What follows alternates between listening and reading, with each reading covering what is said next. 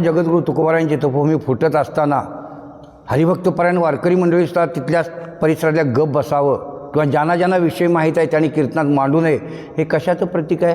हे गुलाम लाचार झालेल्याचं प्रतीक आहे, स्वाभिमान न राहिलेल्याचं प्रतीक आहे, लक्षात घ्या.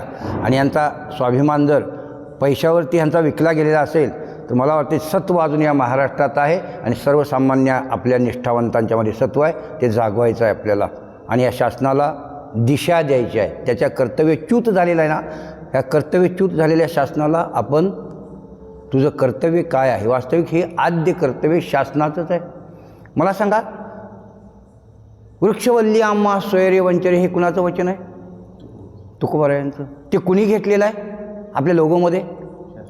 महाराष्ट्र शासनाने घेतलेलं आहे.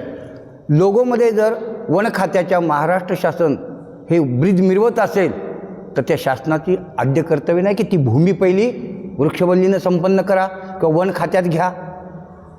हे कर्तव्य आहे, ते पण ते कर्तव्य करत नाही. म्हणजे इमोशनल ब्लॅकमेकिंग ज्याला म्हणतो, जेवढं करायचं संत वचनातून तेवढं हे शासन करत आहे. ह्या राज्यकर्त्यांना एवढा विवेक कसा नाही की आपण कुणाची भूमी फोडतो? लक्षात घ्या. पाहायला गेलं आज धर्माच्या नावानं किती मोठा ढिंडिमा चाललेला आहे. म्हणजे हिंदू धर्म खतरे में वगैरे वगैरे. काय खतरे में?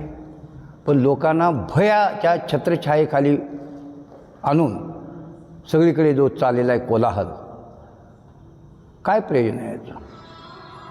आणि वास्तविक जगद्गुरू तुकाराम महाराज हे काही हिंदू धर्माचे नाहीत, विश्वसंत आहेत. लक्षात घ्या. मी नेहमी सांगत असतो, 9,000 ओव्या आहेत, कुठे तुमचं हिंदुत्व मांडलेलं आहे? 4-5 हजार अभंग आहेत, कुठे तुमचं हिंदुत्व मांडलेलं आहे? किंबहुना संतांच्या वाङ्मयात कुठे हिंदुत्व दाखवा. वैश्विक तत्त्वज्ञान ज्यांचं आहे, विश्वाचं कल्याण करण्याची ताकद ह्या महाराष्ट्रातल्या संतात आहे. पण त्यांचं ते तत्त्वज्ञान दाबून टाकायचा प्रयत्न धर्मांधांनी केलेला आहे.